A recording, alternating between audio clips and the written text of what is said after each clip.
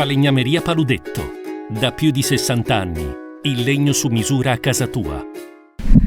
Direttore Filippo Antonelli, presentati dunque il veterano Marco Modolo e Jay Itzis. Allora, che cosa può dire di questi due giocatori? Uno lo conosciamo bene e l'altro è, almeno per noi, tutto da scoprire. Sì, Marco mi sembrava doveroso, visto che è la 10ª stagione con noi, un simbolo per questa società, riconoscergli una presentazione ad hoc e visto che prendiamo un ragazzo giovane di prospettiva che ha il suo stesso ruolo, ci è sembrato giusto praticamente unificare il reparto e trovare subito la simbiosi giusta che ci vuole in una società di calcio.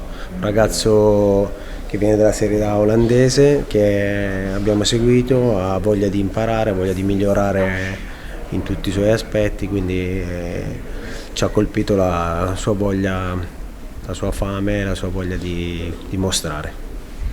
Cosa possiamo dire di questi due ragazzi a livello non solo professionale ma anche a livello morale? Morale, per quanto riguarda Marco, ha avuto 2 stagioni un po' complicate per quanto riguarda gli infortuni, ma le ha vissute comunque sempre da leader vero dentro gli spogliatoi, aiutando il gruppo anche nei momenti più difficili, anche nei momenti in cui per lui magari potevano sembrare più bui. Quindi il riconoscimento che la società gli fa è perché moralmente stiamo parlando di un ragazzo di uno spessore sopra la media.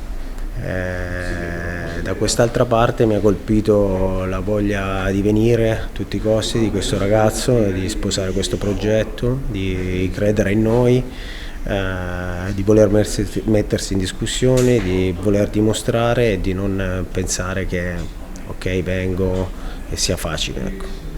Il resto l'ha detto anche lui in conferenza stampa, vuole convincere di poter essere titolare e di magari trascinare la squadra in A, quindi l'ambizione non gli manca di sicuro.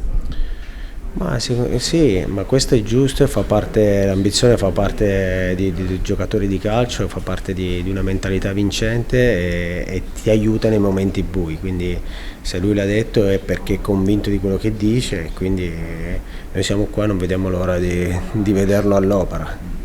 Ok, ultimissima cosa, per quanto riguarda l'andamento del mercato, come sta procedendo?